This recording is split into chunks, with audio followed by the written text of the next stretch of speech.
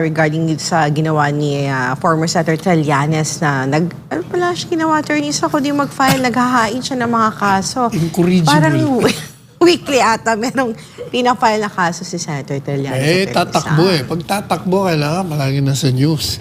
So maghahain ng ano. Hain niya. Dami niyang pera para pang pagkuha ng abogado niya at maghahain ng kaso. Halos weekly yata. Meron siyang hinahain na kaso. I'll not be surprised kung tayo dalawa dinimanda niya. Yun naman makikita yun sa Senate investigation Tinanong yung Navy Commodore ba doon o Commander, tinanong, involved ba si dating cabinet member ko? Hindi po. Lahat sila puro wala. So ano magiging basis niya? Wala nga Talagang publicity lang.